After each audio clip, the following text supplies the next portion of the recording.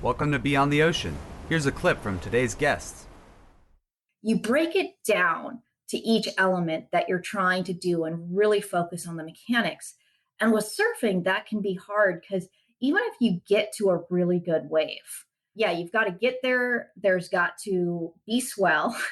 And then there's the crowd element of waiting your turn. And there's just so many unknowns when you're going out there and you're trying to train. Versus if you have a wave park, you can go and you can know that there's going to be waves. You're going to get your reps in.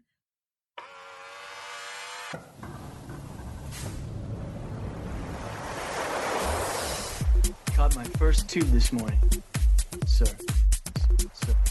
Welcome to Beyond the Ocean, the podcast exploring surf parks and the impact of technology on the future of surfing. We speak with technology leaders, investors, operators, and surfing legends to explore this exciting new movement. I'm your host, Chris Kluesener. Hello. Welcome back to Beyond the Ocean, my surf park fans. We're here today for the surfing, coaching, and progression episode with Sunshine Makarow. Sunshine is a former professional surfer. She's also a marketing guru. She's a senior manager of marketing operations at Thermo Fisher Scientific. And let me tell you what, coaching and surf parks go hand in hand. Sunshine is someone who is quite literally obsessed with progression in the water. She's worked with mindset coaches, paddling coaches. So she's spent a ton of time working on her skills in the water and sees this as a huge opportunity in terms of surf parks, creating more learning and growth and progression opportunities for many more people, especially women. So without further ado, I bring you this wide-ranging conversation with surf progression expert, Ms. Sunshine Makarow.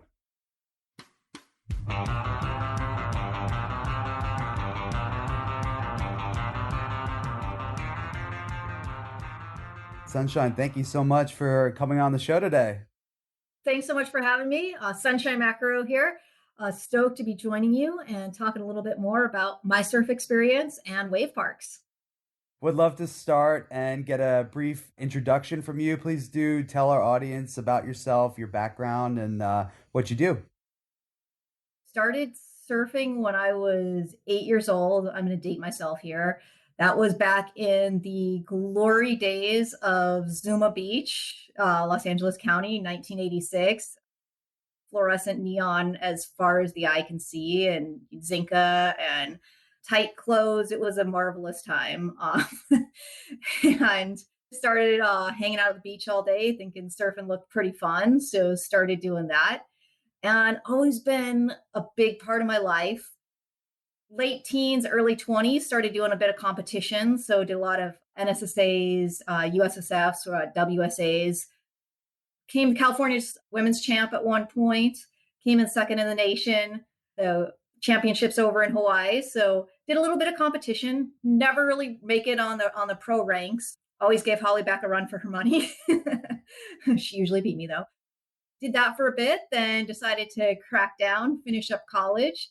And as part of my undergrad senior project at Cal Poly San Luis Obispo, launched a women's surf magazine, Surf Life for Women. And this was right in the Blue Crush, like golden age of surfing, 2002. It was fantastic, just so much energy around women surfing, and gave that a good run for the money.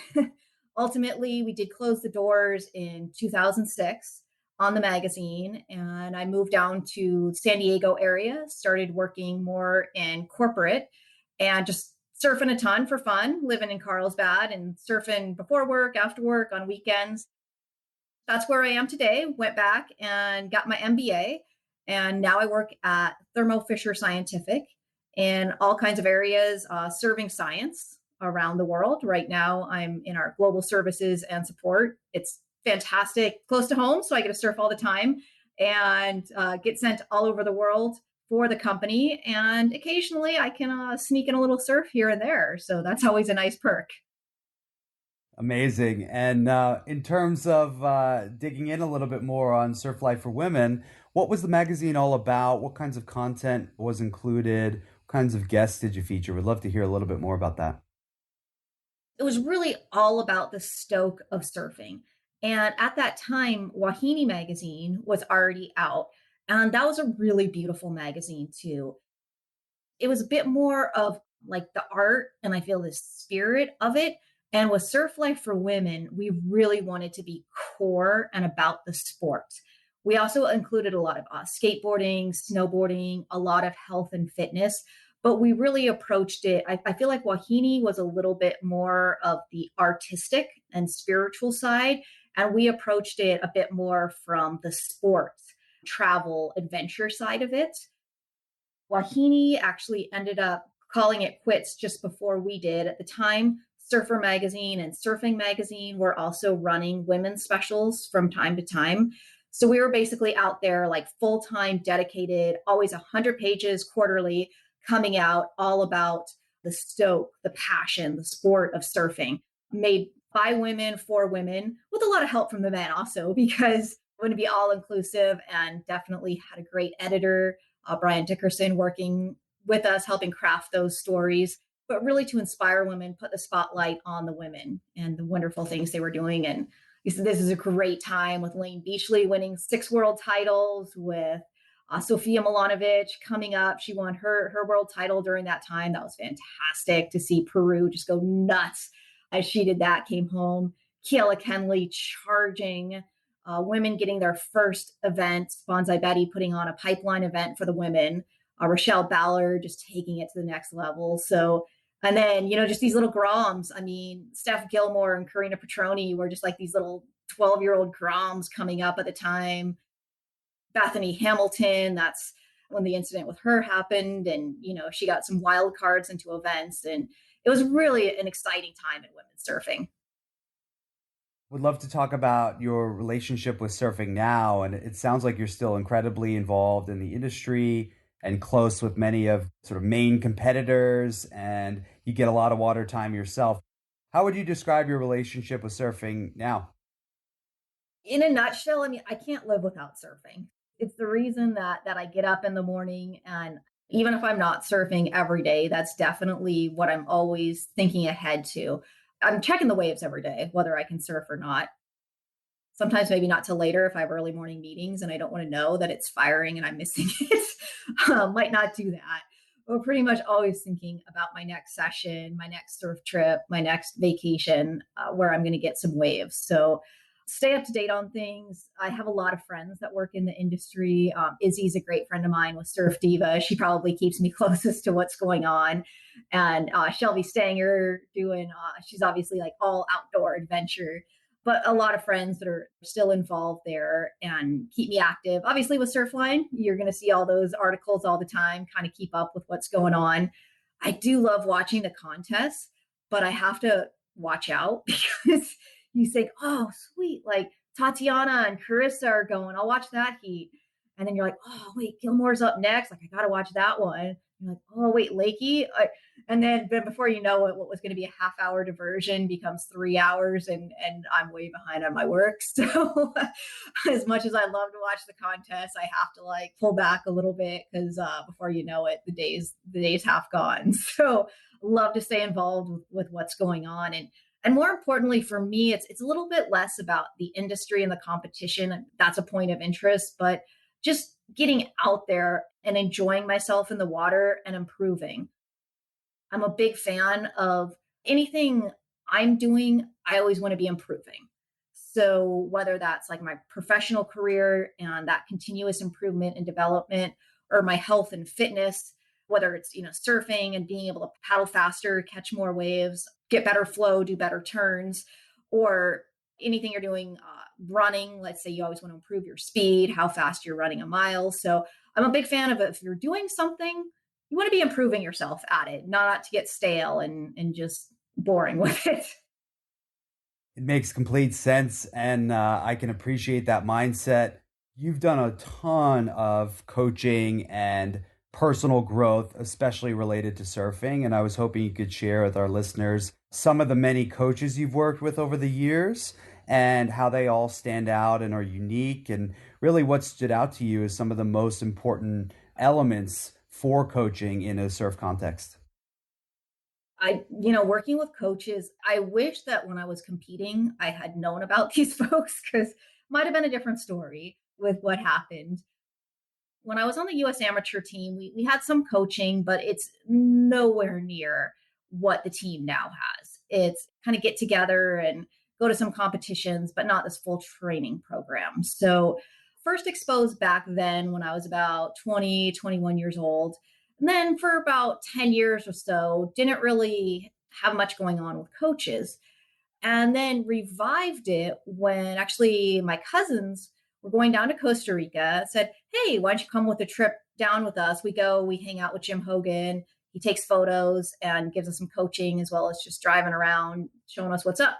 And went down there. And if you don't know Jim Hogan, he's one of those classic guys from the 80s, like just like body glove 80s to a T. When I mentioned I learned surfing in 1986, he would be like one of the guys on my wall in those neon posters and those kind of glory days, and classic, always pulling pranks and jokes on you. But he really knows his stuff when it comes to surfing.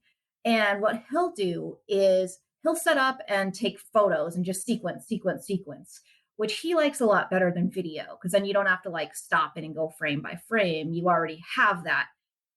You, as a visitor down to his camp, to his experience in Costa Rica, you get your glory shot.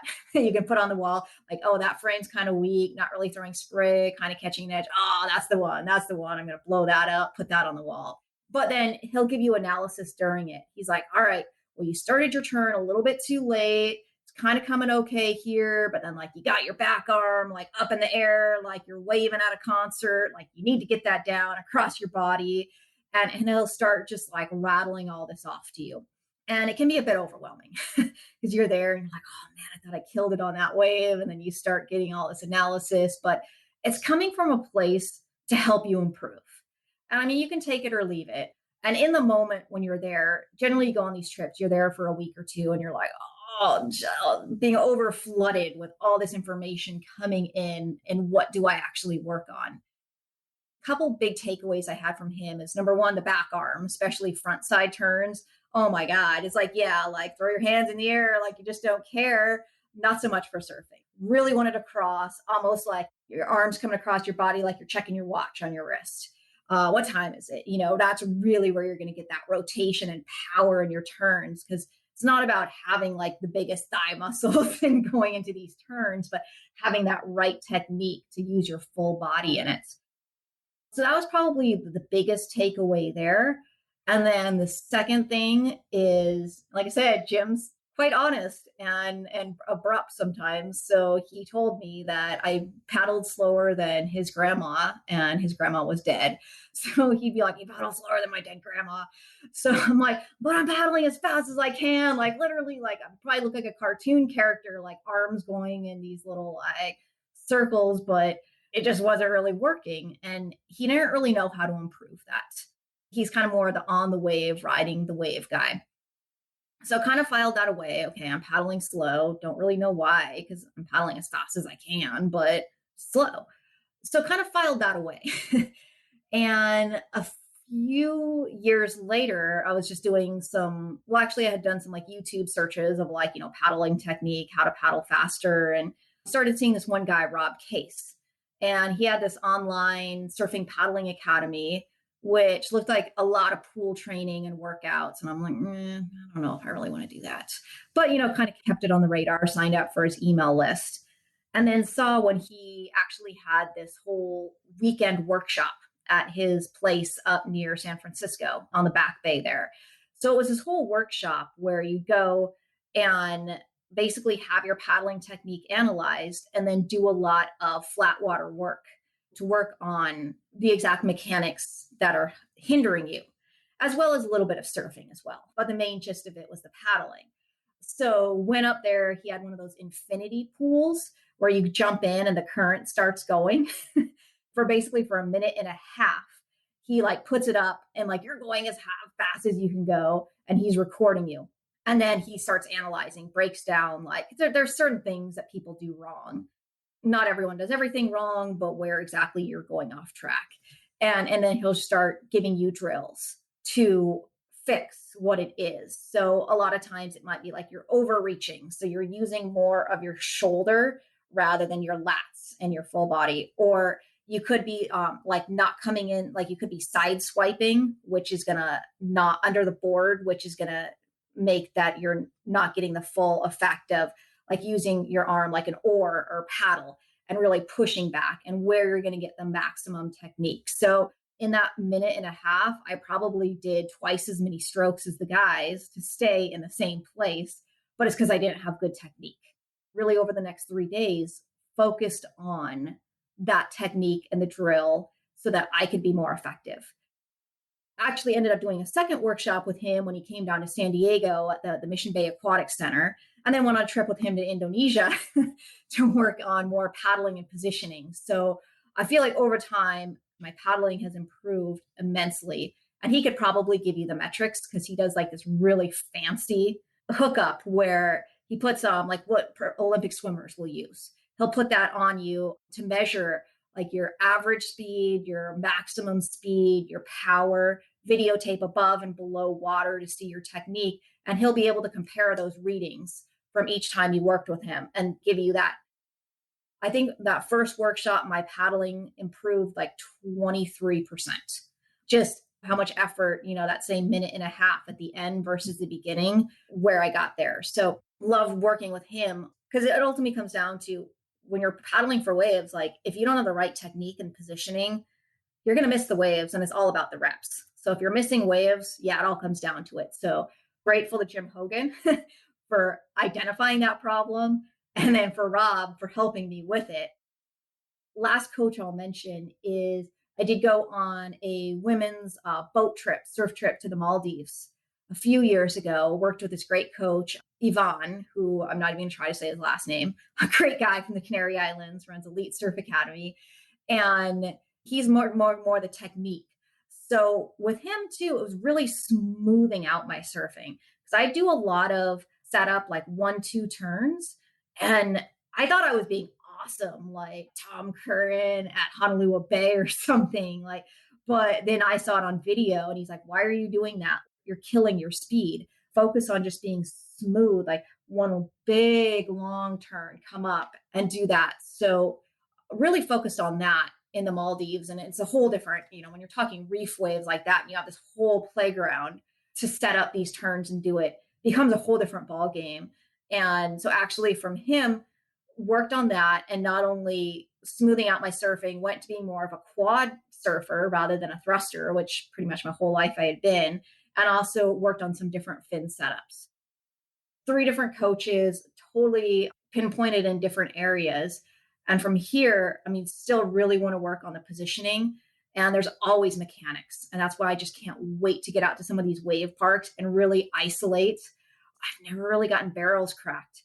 And to have a wave park where I can really focus on, okay, coming off the bottom and pulling in or pulling in at takeoff and holding that line. Because a lot of times at beach breaks, it's so finicky. Like you pull in and I don't know, you're probably pulling out the back or getting crunched just because you don't really know how to set that line. It's so quick and iffy.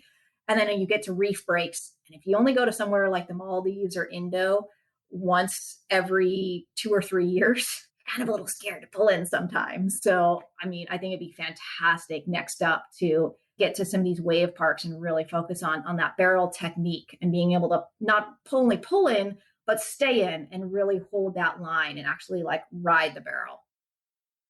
That's so cool and inspiring. And as someone who's been surfing for 20 years and I just landed my first air 2 days ago, actually. It was the tiniest little thing, but it was literally my brother coaching me, watching from the beach, taking video, pointing out the flaws.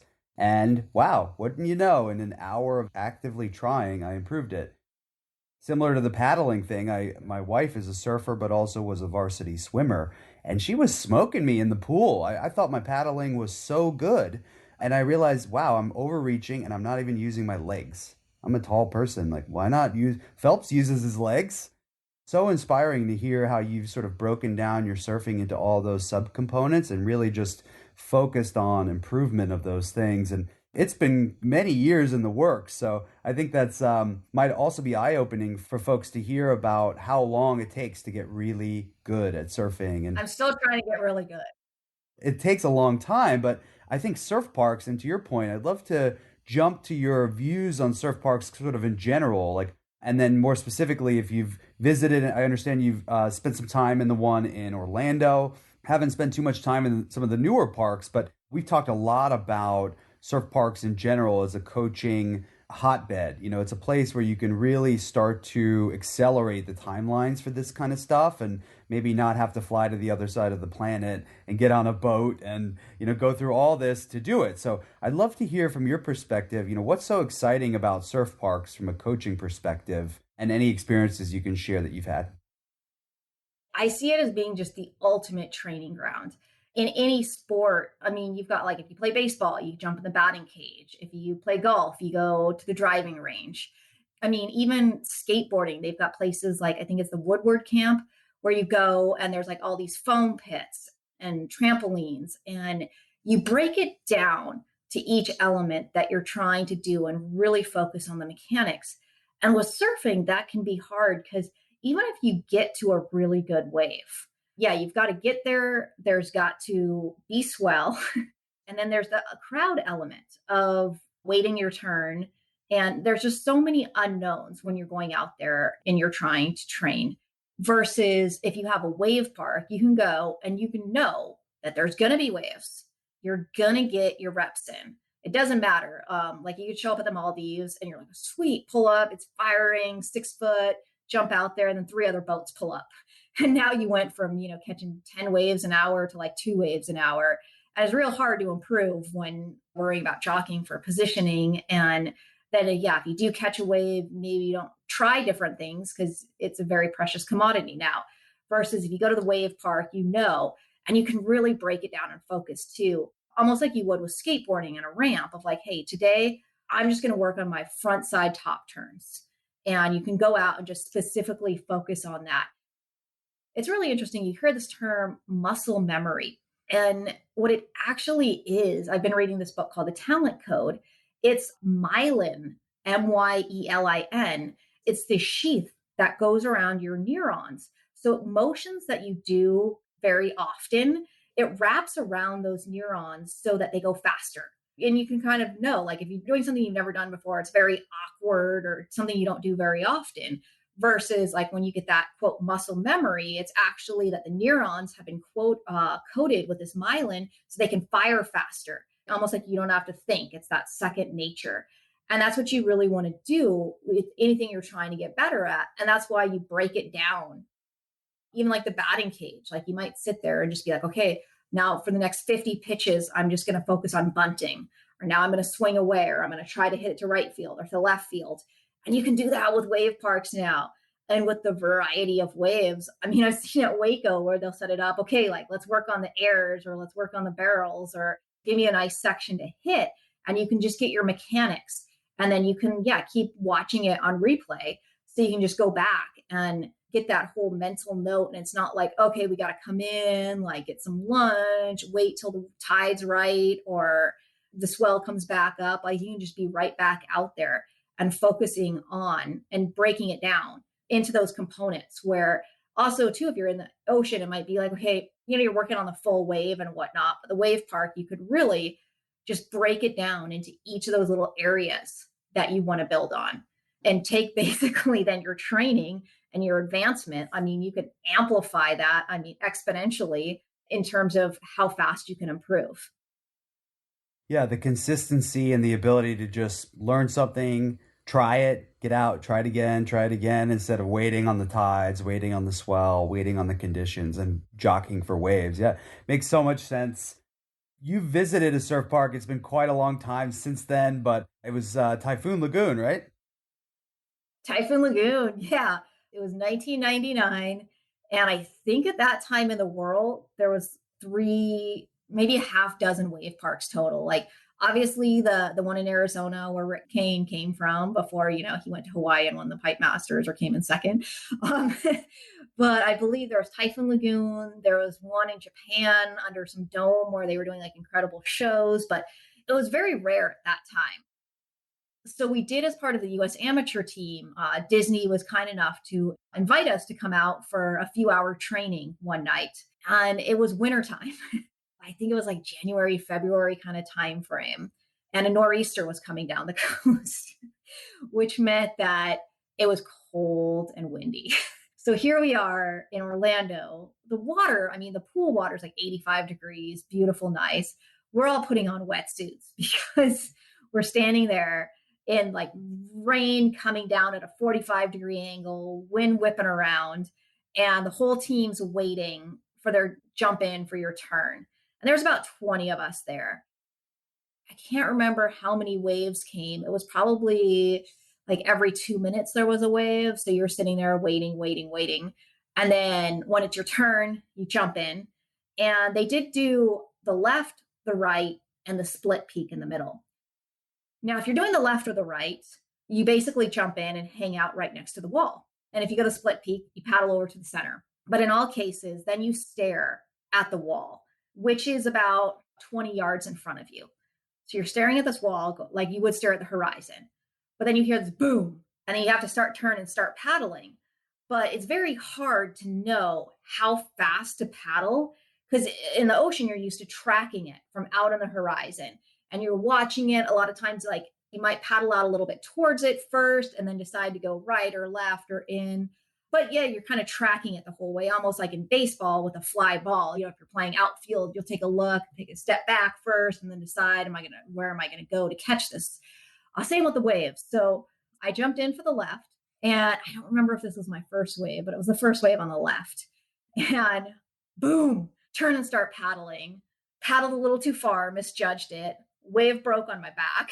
And as happens when the wave breaks on your back, you kind of get tossed ass over tea kettle there. And I just remember I'm like, oh, I'm like 3 feet from the wall. And I'm like kind of starfishing, hoping that me or my board doesn't smack into the side of the wall, which was bad enough. But then, you know, there's the whole embarrassment of like, oh, great. The whole team just watched me like misjudge this wave and get smacked. And now my turn's over too. So I got to paddle the rest of the way in, tail between my legs, get to the back of the line to wait for the next one. Luckily, that was the only one I totally botched. The split peak was pretty fun. But yeah, it took a while. So some of the kids on the team that were from Florida had been there before, and they were, you know, up and riding right away, busting airs on the inside section. But yeah, it definitely took me a few waves to really get the hang of it. Great experience though, and was always looking forward to the chance to get back out. And when I saw the wave garden really coming up, and the R&D area right in the Basque Coast, I was so fascinated. Then saw that first one go in at Surf Snowdonia. I was like, started going like, oh, I might have to go to England, might have to check this out. Started looking into it. Then saw inland, and I was actually about to go there right in between jobs. I had some time off and was just about to book. And then that's when they shut down for the cleaning. And so I was like, that's not happening. And then, yeah, kind of had my eye on Waco, and especially with all these lockdowns going on, been like, I just want to get out somewhere and do a trip. So really want to get out there and try one of these wave pools, especially like the Waco one just looks amazing. And of course, I mean, Kelly Slater wave pool would just be a dream, but I got a pretty good job at Thermo Fisher, but not quite enough for, that's kind of like private jet status to, you know, anyone can afford that. Good on you.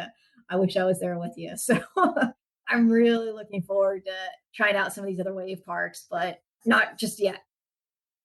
It is pretty incredible to see difference in pricing from the Kelly pool, the Kelly Slater Surf Ranch, to BSR Surf Resort in Waco. And I was looking this weekend, and it's $90 an hour. You can just book appointments right now. You can just fly to Waco, book your hour. I don't know how many waves an hour you get. We've had a bunch of guests that have spent a lot of time at BSR and were part of the early team that helped to set it up there. But I think it's like 10 to 20 waves an hour. So for $90, you can go get your, 15, 20 waves and leave. It's pretty exciting. And it's, I think more and more people are going to start to think of Waco as a surf destination. For that reason alone, you get to go get a whole bunch of waves in a short, compressed amount of time and work on something like airs or turns or what have you. So You felt that feeling of being in a wave park and a surf pool and like having people watch you and fall and that feeling. And we have heard from other guests that the experience at the surf ranch, the Kelly Slater pool, may not be the most conducive to learning because there's a really long, or when I say really long, 4 minute or so wait between waves, but there's a bit of a scarcity to the waves. If you fall, you feel like you lost your turn. Like you mentioned, one of your coaches has been to the surf ranch and only had a few waves himself. So if you were to speak to some of the surf park operators, developers, investors, the people that are involved with running these parks, what do you think are some of the design elements of that customer experience, that the people in the pool, how can they make that as comfortable and fun and conducive to learning as possible so people want to keep coming back? I think it varies so much. And this is almost, to put my marketing hat on, where you kind of get into persona marketing and what's going on. So if you've got your up and coming professionals, you got people there for training, they're good. They're doing what they're going to do. They're going to focus in. For instance, when we were on the panel at the Wave Park Summit, Sierra Care had that great idea of having that instant replay on a big screen. So when you're paddling back out, or when you're kind of like running around, I'm not sure how the setup is everywhere, but you can watch it and kind of like make that mental note real time of like, oh, okay, I was like pumping down the line, setting up for the air section, but I started a little bit low and then I went to launch like a half second too late. And you can start making those like real time adjustments for like your high quality training like that. I think it's pretty much a few little tweaks and you could be really in a fantastic place. If it's more beginners ramping up, so let's say advanced beginners, I think that's where you're going to get a lot more of the, I don't want to say embarrassment, but like self confidence and, kind of not wanting to be in the arena. If you're talking like, people wanting like these up and coming pros, like they want to be watched. They're like, have at it. But yeah, a lot of people might be kind of like embarrassed if they fall. Yeah, there can be some differences in there in terms of not making them feel like center stage. And if they fall, then everyone's mocking them. It could be pretty interesting, different setups there. And maybe it's different groups in the pools at different times or different options where, hey, you can check, can people watch during this session or is it not a open viewing? And, actually, gosh, down the line, that's actually a really interesting point that some of these trainings, they might even want to make private because kind of almost if you're a football team, right? You wouldn't want the competitors to watch you practice. So some of these kids might want to, lock it up a little bit. But yeah, I think that there's a lot that parks can do to cater towards your different clientele. It is, personas, and different groups are going to have different needs, and all about finding out what your most profitable market segment is and making sure that you're delivering for them and, filling in there because, the most profitable might only be interested in, X amount of time, but then here's your long tail and what are the long tail customers more interested in? And you're just varying your offering accordingly for your different groups. That opportunity to improve and work with a coach is what is pretty unique and special about these wave parks. I think it can actually work both ways where you do have your on staff coaches kind of always there, and then your special event coaching as well to just bring in even more. And it could even be Shane Beshan's coming in for an air specialty camp, and then that drives more people to the camp for that week. But there's the always on coaching, and the staff would be there. I think a lot of people, if you're going to a wave park, it's not just for fun and to get some waves, but it is to improve. And I think having that as an option just takes the wave park offering to the next level rather than just like, there you go, jump in the pool, have at it. You can let people do that and work on their own thing. But at the same point, it's like, hey, you want to sign up for a coaching package with that? Yeah, we've heard from other guests as well that there is actually a challenge with people who opt into the advanced class and are actually beginner or intermediate, which does tend to negatively impact the experience for the other guests. There's definitely a really important step of figuring out what people are ready to jump in the pool and handle, because there's a lot of people that want their turn. So anyway, I think that that'll be interesting as some of the newest parks start to scale up and invite more guests, how they manage who gets to go in which session and how coaching fits in. You'd mentioned the summit. That would be a reference back to the Surf Park Summit, which we run every year. And you were kind enough to join us this year. And we had an incredible panel discussion. I'd love to have you give a bit of a recap of that panel discussion and then some of the market research we collected for that session. Could you give us an overview of what that talk was about, who was involved, and what that research looked like? And the summit was just absolute incredible experience. Can't wait to check out the full recording of it, and so pleased to be there. So we did do a panel discussion with women surfing, so what women want in a surf park. And we did have multiple age ranges present there. Basically, it was, not only what we've experienced firsthand and are looking for, but we did a big market research study as well to kind of go out abroad beyond just like our N of four of us on the panel. We did do the survey to women surfing groups that we're involved with. We had 76 responses. And this was a globally distributed survey and women of all ages and abilities. So pretty broad based. And a couple of highlights from it is we were really curious too of how people learned how to surf. These women, 37% of them had actually learned how to surf on their own. 21% had already been to a wave park, which I thought was pretty fantastic number there. And especially since, in the past few years, there's a lot opening up, but it's been a fairly recent phenomena. And 97% of them viewed surf parks as a great place to enhance their skills. Again, with the coaching, and that improvement, it really boils up as a huge value prop for them. So jumping in a little bit, we asked them how they learned how to surf, if someone had taught them, but also what motivated them to start surfing. And really for the vast majority of them, it was a love of the ocean and nature and that it looked fun. So I think a couple of key takeaways we had from this were that nature element is very important, that people aren't really interested in pool or a water park in terms of like wet and wild water park. They really wanted that nature, the trees, the beaches, really that natural experience, that and connecting with nature was a big piece. And then also the fun. This is about women. I don't know if it would be different if we ran this with men, if it would be more of challenge and a conquest. Could be, might not be. But with the women, I think the fun and the joy is what really spoke to them.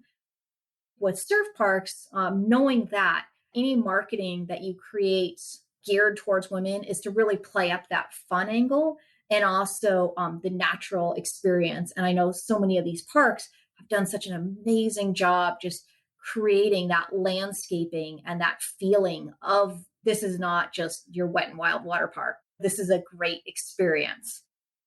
We did also ask in the survey about safety concerns. And there were definitely some concerns about, hitting the side of the pools or hitting the bottom and it being shallow. Some people, concerned with, just cutting up their feet or hitting their head. But the most common was about water quality, which I found really interesting. Obviously, there was that one tragic event that happened in Texas. And I think that has just almost become burned into everyone's mind.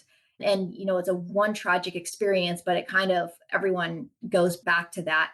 So I think a lot of concerns over just the cleanliness of the water, a lot of comments about like bacteria and amoeba and really focusing on there. So I know at the summit, there was a whole panel on water quality and a lot of folks, these different parks do have officers just about water quality and safety. So I think that's really important in marketing towards women is to call out the safety and the water quality and that it is a concern that is top of mind for the parks themselves. Interestingly, on that same note, We ran this survey in September. So good. I don't even know how long it's been now. Let's just say 5, 6 months into this global pandemic of COVID. And no one mentioned any concerns about that. That's pretty good. That doesn't seem to come up as a concern. But on that same note, I think we can take what we've seen other companies doing in talking about safety, for instance, the airlines or hotels, and talking about how, the HEPA air filtration system and how there's hand sanitizer everywhere and things being wiped down. Just those proactive messages about what companies are doing to keep you safe. And some of those might be applicable then to just, marketing what you're doing to keep your water quality up to standard and how great the water actually is. So I think a lot of interesting lessons there on the safety. And then we jumped into more fun stuff. And we asked a question, and I do love asking this every time I do market research. Imagine you have a magic wand. What would you change, or what would you do with that magic wand to make the surf park the ultimate experience? And so at this point, we're going beyond the waves and just, that ultimate experience. And really, time and time again, we did see a lot of food. And I think anytime you go on a surf trip, right, you always want to know about the food. And you see these resorts in Mexico, Indonesia, they always post pictures, not only of waves, but of these like massive lobster dinners and fish and just goodness. So after a good day of surfing, you want a good meal. And people mentioned everything from healthy options to like make your own, having like a grocery store on site and barbecue pits to where they can do their own, like budget options to high-end date night options. So really like a big variety there. Also, can't get away from the acai bowls. Like that came up, I don't know how many times, but seemed to be a very common request.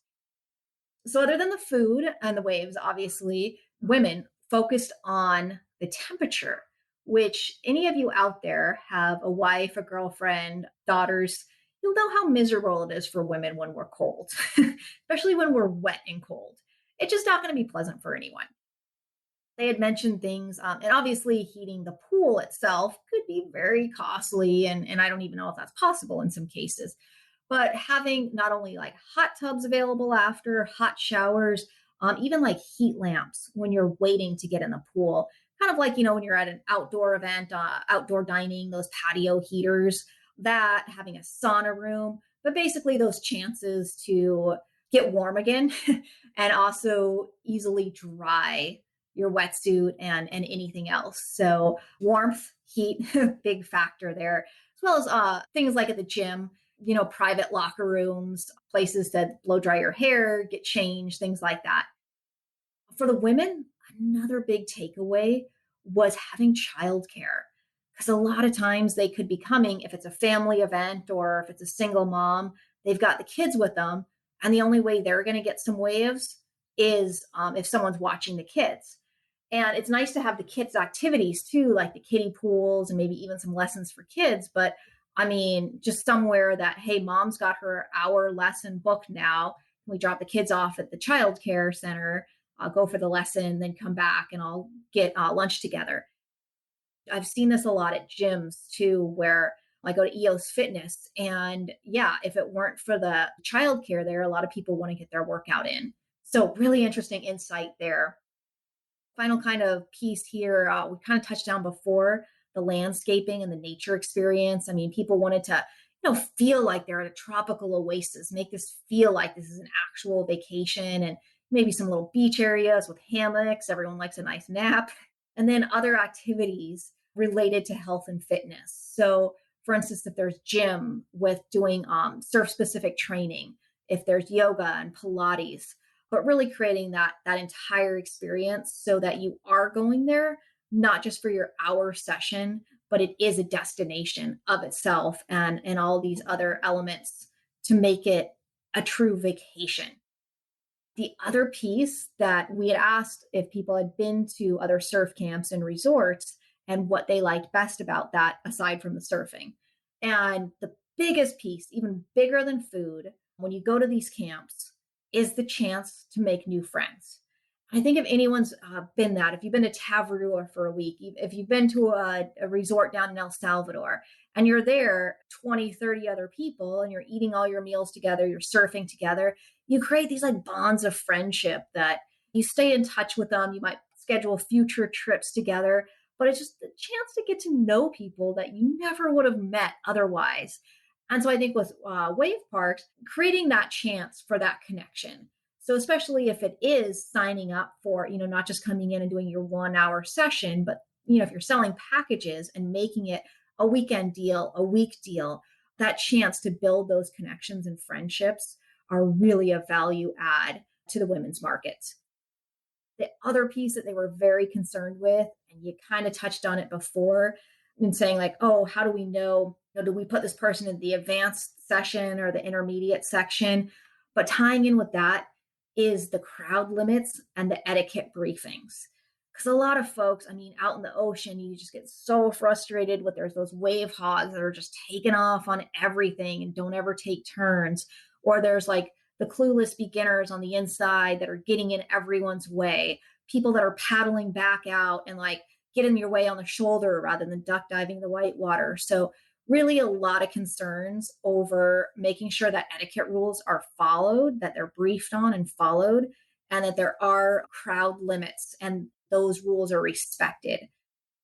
Every park has these crowd rules in effect. Like you're not just letting 1,000 people sign up for this 1 hour session. Like you're saying, okay, 10 people can sign up, but really publicizing that and letting people know that they're going to be getting these precious waves they paid for, that it's not like paddling out at Swami's and you may get a wave, you may not. You are going to get your waves. So those were my big takeaways from the survey that we presented at the summit, and really rich dialogue around it as well. Well, thank you for that recap. And there is just some gold in there. And I'm sure many of our partners and listeners that are involved with surf park operations and development will be paying close attention to that. So thank you for that. We are going to make the presentation, the slides, and some of the takeaways from the data available to listeners. So you'll see some of that in the show notes. You'll be able to click through. And while you can't watch the whole presentation unless you sign up for the Surf Park Insiders program, you can at least check out some of the data and see some clips from the event. So thank you for that. What was your most memorable surfing experience? Where were you? Who were you with? And what made it so memorable? One of the first ones that comes to my mind, I think it was around 2001, was just before the magazine launched. We were over in Maui. So in Blue Crush, the movie came out based on an article about two surfer girls in Maui, Lilia and Teresa. And I don't know if it was like Sports Illustrated. It was some more mainstream publication, not a surf publication.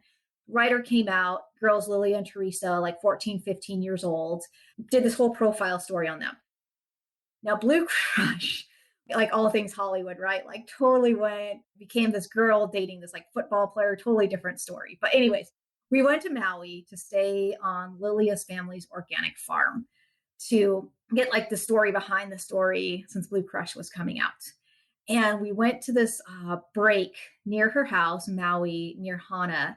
I think the beach was called Hamoa, and this like nice little right cove. The girls were out and there was a few other people out and just taking turns catching wave after wave. And I remember just being out there like kind of frustrated. And, I was the publisher of the magazine over there, brought the photographer out. She was up on the bluff, still photography going away, getting some good shots of Lily and Teresa. And, set came in. I'm like, go, go, go to each of the girls. And then one wave at the end came in. I was in position. No one else was around. And just got this beautiful gem of a right, did like 2 good turns on the outside, got to the inside section, and it actually started to barrel. And I pulled in, got a little cover up, came out, and I'm just like looking up at the photographer, Deb Colvin, up on the cliff. And I'm like looking at her like, did you get that? And, she gives me the thumbs up. And I was just like so stoked because I never had a barrel picture before. And like it's a pretty small barrel, but it was just that moment of like being over there and like getting each of those girls into a good wave. And then like, Deb actually getting me that shot. And I remember for Christmas that year, she had blown, this is like back still in like slide photography, right? So she had actually taken like the 3-shot sequence of like setting up for the barrel, and like printed out 3 of those and framed them and gave them to Christmas for me that year. But that was just, that whole trip to launch the magazine, being over at that organic farm and getting that one wave with the little barrel at the end. That's definitely one that stands out. Wow, that's just a great story. And I felt like I was right in the barrel with you there. And also nice to know that Blue Crush isn't totally pulled out of thin air and there is at least some strong surfing backbone to that. It's so awesome to hear about. Thank you so much for taking the time for this. This was so much fun. Sunshine, if folks want to learn more about you or reach out or follow along, what's the best way for them to do that? Probably just my Instagram, which is at Sunshine_Makarow. And it's just kind of my life. So I got my surf trips on there, but also just got my work, my family, my pets. So it's a little bit of everything, but feel free to follow along. Anybody that has a wave park out there that I'd love to check out your wave park and let me know about it. So ping me on there or email me directly. And I'm always looking for my next trip, my next adventure. And I love that these wave parks are popping up all over the place, especially in Texas. We go to Texas for work all the time. So I'm like, ooh, I'm actually going to be excited about the next time we have a convention in Dallas. I can go there. Actually been talking, my friend just moved to Texas and like, I'm gonna have to come visit you in about a year and just do a Texas wave park tour and hit everything that's open at that time. Cause you wouldn't really think of Texas surf safari, but it's sounding pretty good nowadays. So I'm always keen, get some waves wherever I am and just have a fun experience and, if possible, improve my skills too. Always looking for that. That sounds like a plan to me, and I'm right there with you. So I think we should get this going. For now, thank you so much, and really appreciate your time, and have a great rest of your day. Fantastic. Thanks, you too.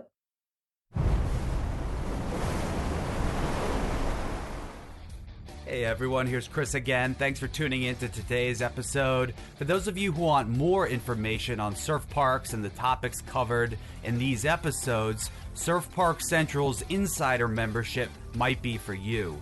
Insiders are people serious about surf parks and the organizations they represent. You can join Insiders for a monthly membership fee and rewatch all the surf park summits that have ever happened. You can get transcripts, access to research reports and white papers, even see webinars with special guests like those who visit us on this podcast. So check out surfparkcentral.com/insiders to learn more about this exclusive professional community for surf parks. Check it out, surfparkcentral.com.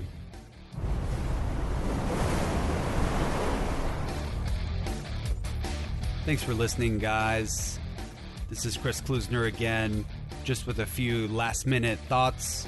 Please do check out our website, beyondoceanpodcast.com, to subscribe to our newsletter and get exclusive updates from your local surf parks and out-of-ocean surfing experiences near you.